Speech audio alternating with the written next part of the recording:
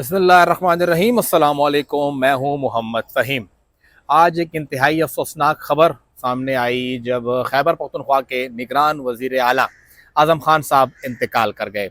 आज़म ख़ान साहब 21 जनवरी 2023 से खैबर पख्तूनख्वा के निगरान वज़ीर आला थे और उन्हें 90 रोज़ के अंदर इंतखाबात कराने का टास्क सौंपा गया था, जो मुकम्मल करने में नाकाम रहे। आज़म ख़ान साहब की उम्र तकरीबन 87 बरस थी, क्योंकि 1996 में वो अपनी 60 साला जो मुलाजमत की उम्र थी वो मुकम्मल करने के बाद रिटायर हुए थे। तो तब से अभी तक तकरीबन उनकी उम्र 87 बरस बनती है कि वो हयात रहे। कल रात को ये बताया गया कि उनकी तबीयत अचानक ख़राब हुई, मैदे में उनको कोई मसला हुआ, उनको ले जाया गया पेशावर के आरएमआई में। आरएमआई जो रहमान हॉस्पिटल है वहाँ पे उनका इलाज हुआ और आज सुबह इतलात के मुताबिक उन्हें हार्ट अटैक हुआ, जिसके बाद वो जाँबर ना हो सके। वो आईसीयू में थे और तकरीबन 10 साढ़े 10 के करीब उनका इंतकाल हुआ आज सुबह। आज़म ख़ान साहब का इंतकाल तो हो गया, लेकिन खैबर पख्तूनख्वा को एक और बहरान में धकेल गया। खैबर पख्तूनख्वा मुसलसल बहरानों की जद में है। आज़म ख़ान साहब का जो ये 10 महीने का टेन्योर था, ये काफ़ी आइन शिकनी से भरपूर टेन्योर रहा खैबर पख्तूनख्वा के अंदर। एक तो ये कि इन्हें टास्क मिला था कि आप 90 डेज़ में इलेक्शन कराएं, जो ये कराने में नाकाम रहे। इन्हीं के दौर में गवर्नर ने कहा कि इंतखाबात नहीं हो सकते, इन्हीं के आईजी ने कहा इंतखाबात नहीं हो सकते, इन्हीं के चीफ सेक्रेटरी ने कहा इंतखाबात नहीं हो सकते और डायरेक्टली इन्होंने भी कह दिया कि इंतखाबात तो नहीं हो सकते। तो इनकी पूरी की पूरी जो हुकूमत थी वो इंतखाबात कराने में क्लियर थी ही नहीं कि वो इंतखाबात कराए, मुखलिस नहीं थी। तो 90 रोज़ थे या अभी 10 माह गुजर गए, जाना तो वैसे भी था सब ने और वही हुआ। अगर वो बर वक्त इंतखाबात करा देते, 90 डेज़ में इलेक्शन करा देते, तो आज ये सूबा इस बहरान में ना होता। लेकिन उन्होंने अपनी आइनी जिम्मेदारी मुकम्मल नहीं की, जिसकी वजह से सूबा एक बहरान की सूरत हाल से दो चार है इस वक्त। पाकिस्तान की तारीख में कभी भी कोई निगरान वज़ीर आला या निगरान वज़ीर आज़म ना तो उसने कभी इस्तीफ़ा दिया, ना कभी उसका इंतकाल हुआ, क्योंकि जो उसका काम था वो अपना काम करके गया। 90 रोज़ हों या 60 रोज़ हों, उसने इंतखाब किया और वो चला गया। ये पहली बार है जब इस बहरान के अंदर हुकूमत आई है, सूबा आया है, रियासत आई है, और वो इसलिए आई है क्योंकि आइन शिकनी हुई। आइन शिकनी हुई, इंतखाबात नहीं कराए गए। जब इंतखाबात नहीं कराए गए तो आपने ये सब कुछ कर लिया कि अब आपका सूबा आइन के लिए खामोश है, आइन कोई बात नहीं कर रहा कि आखिर होगा तो क्या होगा। अगर देखा जाए तो आइन के मुताबिक आर्टिकल 224 जो कहता है, उसके मुताबिक जो बातें होती हैं, आर्टिकल 240, 244, ये तमाम आर्टिकल जो हैं वो निगरान गवर्नमेंट के हवाले से जो बात करते हैं, उसमें ये कहा जाता है कि जो कायदे ऐवान है और कायदे हिज़्ब इख्तिलाफ हैं वो दोनों बैठ के फैसला करेंगे। अब होगा क्या, अब ये बड़ी बात है कि इस बहरान से निकलना कैसे है। आज़म ख़ान साहब को अल्लाह ताला गरीक़ रहमत करे, उनकी आखिरत अच्छी करे। हमें तो यहाँ पे बहरान में छोड़ के हम अब क्या करेंगे, इसके ऊपर बात कर लेते हैं। आज़म ख़ान साहब के जाने के बाद अब क्या सूरत हाल बनती है।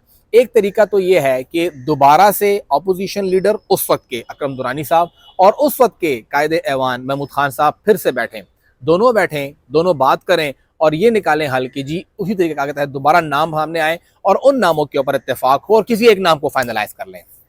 ना फाइनलाइज हो तो फिर पार्लिमानी कमेटी बने, पार्लिमानी कमेटी में भी फाइनलाइज ना हो तो फिर बात जाके इलेक्शन कमीशन के पास जाए और पूरा प्रोसेस दोबारा फॉलो हो। एक तरीकाकार तो ये है जो कि ज़्यादा फीजिबल लगता है कि यही तरीकाकार हो। लेकिन महमूद खान साहब पीटीआई छोड़ चुके हैं। अगर वो बनते हैं तो पीटीआई ऐन मुमकिन है उसके खिलाफ अदालत में जाएगी कि ये तो हमारी पार्टी का बंदा था, पार्टी छोड़ चुका है, हम इसको नहीं मानते हैं। वो जब अगर वो हुकूमत कहती भी है, उसको अदालत कहती भी है चलो ठीक है आप कर लें, तो उसने फिर पार्लिमानी कमेटी भी अपने लोगों की बनानी है। इकबाल वजीर साहब बैठ जाएंगे, ज़ियाउल्लाह बंकश साहब बैठ जाएंगे, इश्तियाक उमर साहब बैठ जाएंगे, जो कि ऑलरेडी पीटीआई छोड़ चुके हैं। उन लोगों को बिठा के अपनी कमेटी बना लेंगे। दूसरा तरीका क्या है? दूसरा तरीका ये है जो कि हमारी बात भी हुई बहुत से लोगों के साथ, वो ये हुई है कि पहले भी कोशिश की, आज़म खान साहब ये ओहदा छोड़ना चाहते थे और बहुत बार ये बातचीत हुई अगर वो तो छोड़ते तो क्या होगा। तो उस ऑप्शंस के ऊपर हुकूमत काम कर चुकी है। वो ऑप्शन ये है कि हुकूमत का खैबर पख्तूनख्वा का लॉ डिपार्टमेंट जाए और वो बात करे, जो खैबर पख्तूनख्वा का लॉ डिपार्टमेंट है सुप्रीम कोर्ट से, वहाँ पे जाए, उन्हें कहे कि हमें रास्ता बताएं। आइन तो खामोश है, कोई प्रेसिडेंट भी नहीं है, सिटिंग गवर्नर इंतकाल कर गए हैं, वजीर ज़मान साहब इंतकाल कर चुके हैं, सलमान तासीर साहब इंतकाल कर चुके हैं, लेकिन सिटिंग वज़ीर आला या नया वज़ीर आला हमारे पास ऐसी कोई प्रेसिडेंट नहीं है। अगर असम्बली होती तो असम्बली पास जाते, असम्बली भी नहीं है। जो असम्बली थी वो भी डिफंक्शन है पिछले तकरीबन 10 महीनों से, तो उसके पास तो अब ये मैंडेट रहा ही नहीं। तो अब क्या करें? तो ऐन मुमकिन है कि फिर आपके लिए सुप्रीम कोर्ट कोई नई राह तलाश करे, हंगामी मुद्दों पर वहाँ पे हेयरिंग हो, बैठ के बातचीत हो और सुप्रीम कोर्ट रास्ता निकाले। एक तरीका तो ये है। एक तरीका ये है कि इलेक्शन कमीशन के पास जाया जाए कि आप हमें कोई भी बंदा दे दें जो यहाँ का हो और उसको आप यहाँ पे एडमिनिस्ट्रेटर के तौर पे लगा दें और वो काम चलाए। ये तमाम ऑप्शंस हैं कि इसके ऊपर बात चल रही है। केयर टेकर कैबिनेट अब नहीं रही। केयर टेकर कैबिनेट जब भी कोई भी चीफ एग्जीक्यूटिव जाता है, चाहे वो यूसुफ गिलानी साहब का नाअहल होना हो, चाहे वो नवाज शरीफ साहब का नाअहल होना हो, चाहे वो इमरान खान साहब के खिलाफ अदम एतमाद की कामयाबी हो, इन तमाम चीफ एग्जीक्यूटिव के जाने के साथ ही उनकी कैबिनेट ख़त्म हो गई। यही हाल वज़ीर आला का भी होता है। अगर वज़ीर आला इस्तीफ़ा देता है, अगर वज़ीर आला के ख़िलाफ़ अदम एतमाद कामयाब होती है, वज़ीर आला नाअहल होता है, वज़ीर आला का इंतकाल होता है क्योंकि वो हेड ऑफ़ द गवर्नमेंट होता है, तो उसके जाने से वो सीट भी खाली होगी और साथ ही पूरी कैबिनेट खाली होगी। लिहाजा सिटिंग कैबिनेट में कोई भी नहीं बैठ सकता। जिस तरह कल जब इजलास हुआ निगरान कैबिनेट का, तो मसूद शाह साहब बैठे, जो कि हम जुल्म भी हैं, समधी भी हैं आज़म खान साहब के। उन्होंने पहले भी बैठे थे, पहले भी उन्होंने इजलासात की थी। तो आज़म खान साहब की ख़राब तबीयत के बायस उन्होंने इजलासात तो कर दी, लेकिन अब वो नहीं रहे वज़ीर। ये तमाम लोग ख़त्म हो गए हैं। अब पूरी की पूरी कैबिनेट ही तहलील हो गई है ऑटोमेटिकली।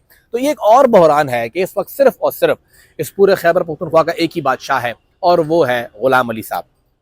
ग़ुलाम अली साहब इनडायरेक्टली इख्तियार उनके पास है, डे टू डे अफेयर वही देखें, क्योंकि आइन खामोश है और कोई है ही नहीं, तो जो है उसी के पास इख्तियार होगा।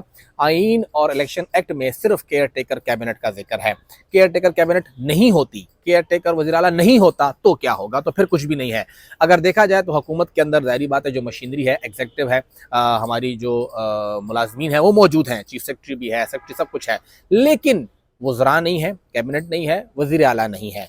फिर बचता है गवर्नर, तो सिर्फ गवर्नर ही मौजूद है। वो शायद डे टू डे अफेयर देखे, लेकिन डे टू डे अफेयर हमने देख लिया कि निगरान गवर्नमेंट ने भी किस तरह देखे हैं। तो इनडायरेक्टली इस वक्त ग़ुलाम अली साहब के पास पूरा का पूरा इख्तियार है। वो जब चाहे जो चाहें वो कर सकते हैं, लेकिन इंतज़ार हमें पीर तक का करना पड़ेगा। ऐन मुमकिन है कि पूरी काबीना को डी नोटिफाई करने का जो एलामिया है वो आज जारी हो जाए, उन्हें डी नोटिफाई कर दिया जाए, लेकिन अगर वो नहीं भी होते तो मंडे तक हो जाएगा। लेकिन तरीक़ाकार अब यही है कि आपके पास कोई भी कैबिनेट नहीं रही, आपके पास निगरान वज़ीर आला नहीं रहे, और इसीलिए नहीं रहे क्योंकि आपने आइन का मजाक उड़ाया, आपने आइन पर अमल दरामद नहीं किया। 56,000 पुलिस वाले नहीं हैं, अब आ गए हैं, नहीं है, लेकिन जानबूझ के इंतखाबात डिले करने की कोशिश की गई और आज़म खान साहब उसका हिस्सा थे। आज़म खान साहब ने भी जानबूझ कर इंतखाबात डिले किए, ग़ुलाम अली साहब ने भी जानबूझ कर इंतखाबात डिले किए, हमारे जो अख्तर हयात गंडापुर साहब हैं, IG हैं, उन्होंने भी जानबूझ के इंतखाबात डिले किए। इन सब ने इंतखाबात डिले किए, इन सब का हिस्सा पड़ता है खैबर पख्तूनख्वा को आइनी बहरान में धकेलने का। ये सब जिम्मेदार हैं, और आज अगर खैबर पख्तूनख्वा माली, इंतज़ामी और आइनी बहरान का शिकार है तो ये तमाम शख्सियात उसकी ज़िम्मेदार हैं। 3 महीने 8 फरवरी तक अब ये सूबा कौन चलाएगा, कैसे चलाएगा, तमाम नज़रें इलेक्शन कमीशन और सुप्रीम कोर्ट पर हैं।